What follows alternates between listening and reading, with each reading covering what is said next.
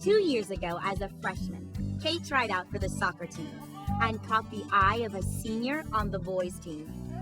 He saw me at tryouts, and then we started talking, and he just became like a good friend of mine. But the guy, Brett, wanted to be more than friends. And I was kind of like, no at first, because I'd always heard the rumors about, a senior wanting to date a freshman. Everyone has heard those rumors.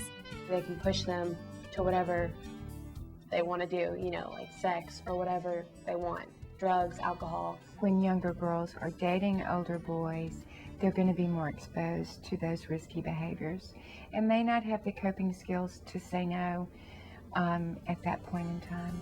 Being with older kids who might drink or have sex, that didn't change how Kate saw herself. I've always been around that kind of thing, but that doesn't mean I've ever had to do it. The whole peer pressure thing really hasn't affected me much, and he never pushed me to do anything that I didn't want to do. And I've dated guys who have tried to push me to do things that I didn't want to do, but Brett wasn't like that. The question is, what do you do when someone does try to pressure you? What would you do if someone tried to pressure you to have sex? What would you say?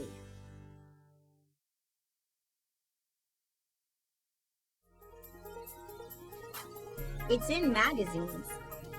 Yeah, see, this is trash. It's on TV. It's all around us. The media makes it look like everyone is having sex. But are they really? Most teens think that the number of sexually active teens is high. In fact, the number of teens having sex is steadily going down. It's now the lowest it's been in years. Still, kids say they feel pressure to have sex. And it's not just the girls. It's all about popularity. It's all about belonging. It's just like one big competition, one big scoreboard. All your friends, if they ask you, oh, have you done it with her yet? And you say no, that can make them think less of you. But is that really a good reason to have sex? A good reason to take risks? Because you can't stand by your own decision and say no? Because you're not strong enough to follow through with what you know is right? After all, if you can't say no, then in effect you can't really say yes either. If the only response you have to any behavior is, yes, I automatically have to engage in it, then that behavior is not voluntary at all. It's simply, it becomes a reflexive response, and it means nothing. And apparently more and more boys are thinking for themselves and saying no to sex. The attitude is starting to become, it's not really a big deal. And I don't really care if my buddies are talking about it and this person's bragging about it. It's really not as much of a big deal because you can get STDs or you can get someone pregnant. Not wanting to be a teenage father or to get a disease? Who would argue with you if you told them that's why you didn't want to have sex? And I'm not going to be like these guys. They're saying, sex is good for pleasure and all that. And then when they mess up with a baby, Young men are paying attention, and they know their friends or buddies or brothers or cousins who have children or who have contracted STDs, and they're aware and they're starting to pay attention a little bit more than in the past. And so more guys, like Jess, are learning to say no.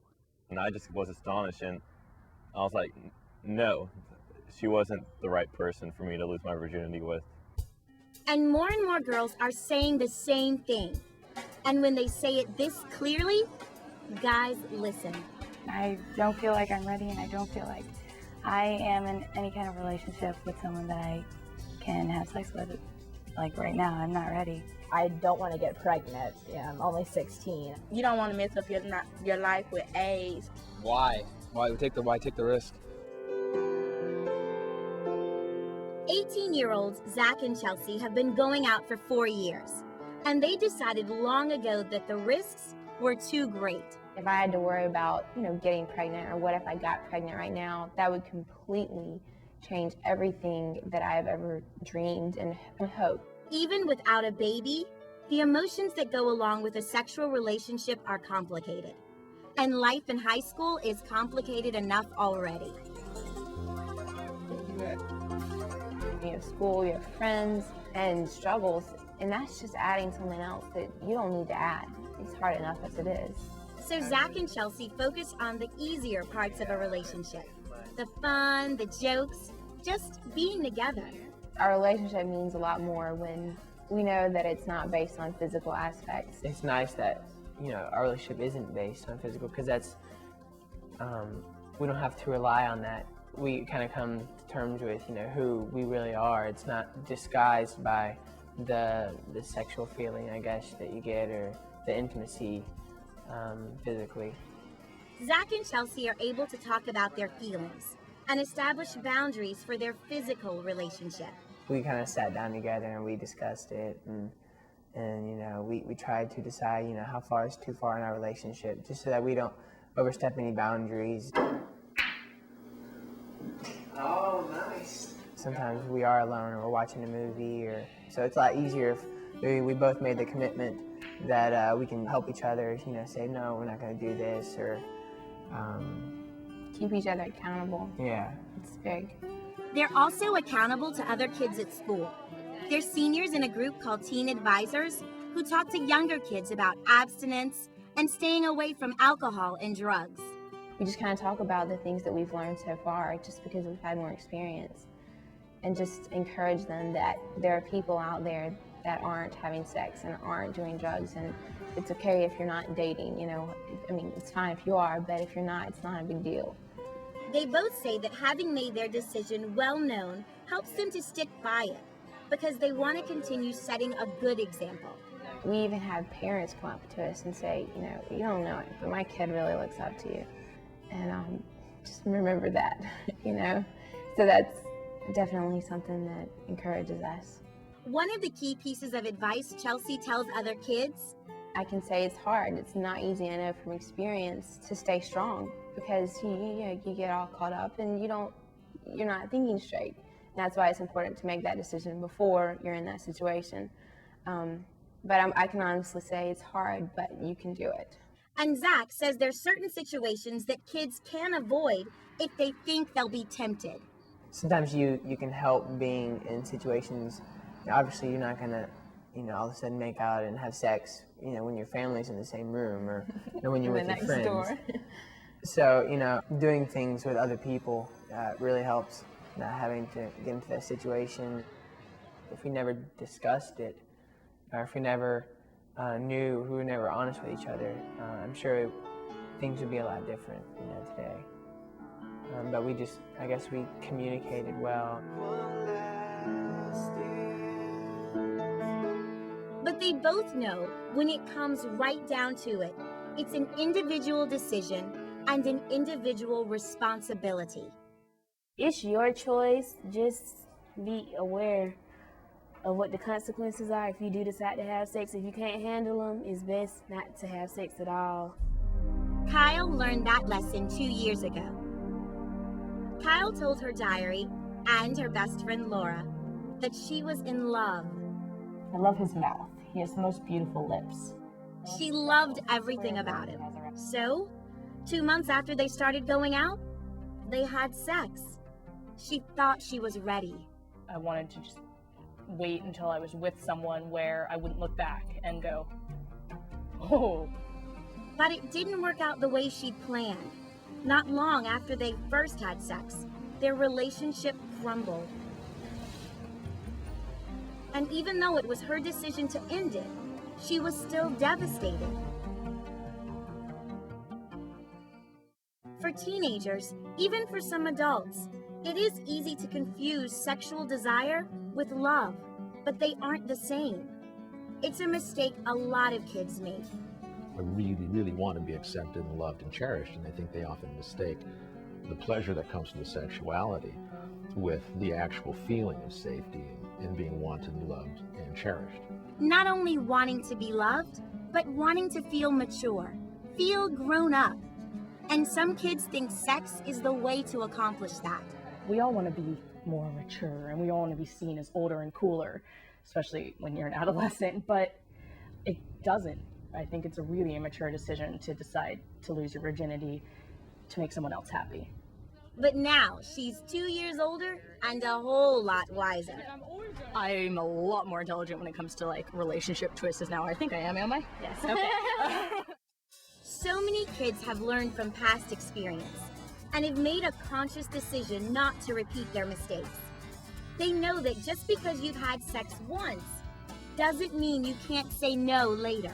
For those kids who have had sex and they see the negative outcomes and the negative effects that it's had, I mean, just because they do that doesn't mean that it's too late to stop. I wish that more girls could understand the power that they have over their bodies to say no if they feel that they're not ready for it. I think that if you make a wrong decision, then you go back and you say, okay, well, look, where do I want my life to go? And make the choices that will make it go where you want it to go. I started dating around 14. From there, I dated around 30 by the time I was 15, and then I'm 16 right now, so I really don't know. I just lost count. There were so many of them. Angel was popular. He had a lot of girlfriends. He was the guy every boy wanted to be. He says, in time, he started to question the rules.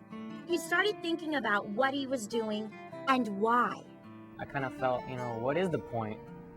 Am I just doing this because I want to be, like popular and stuff? He started to understand that having sex just to be cool wasn't for him or the girls. It's going to end up, like every single relationship in high school, it's going to end up the same way, and someone's going to get hurt. And I want to find someone. Eventually, somewhere down the road, I will find that one person. I will find that one person I can relate to, I can live with, I can, share and stuff, not just some casual whoever, So now, he does what he wants, not what other people expect him to do. There's a lot of women always asking me, are you with anyone? And I just tell them no, but I prefer to be single right now. When I say right now, I mean I want to be single for quite a while. Not many guys are willing to quit going out with girls altogether, but there are ways to lessen the pressure to have sex and just enjoy time with each other. One is going out in a group. We didn't have group dates. We didn't do that when I was a kid. And I wish we had. It allows them a transition period into dating individuals. And everybody's safe. Nobody's going to do anything that they might feel uncomfortable doing, be pressured doing, or feel regretful for doing, no matter what it is. These kids agree. It's having fun, it's like a bunch of people together and you can just be yourselves and do ridiculous things. And then if you don't know what to say, are you you want to go home or something, you can get your friends to help you. And focusing on all the other things going on in your life makes it easier to keep sex in perspective. If you keep yourself busy and focused on other things, you really won't have to think about sex. Sports, that keeps me out of trouble. I go outside and play basketball or something, and then I just keep my eye on that. And ultimately, everyone has to be strong enough and smart enough to be responsible for themselves. It's just really discipline. You gotta have real self-discipline and gotta just think before you do any kind of actions. And we're all human. We all have that desire, but I don't think it's a matter of wanting to have sex. This is the commitment that we made to not have sex.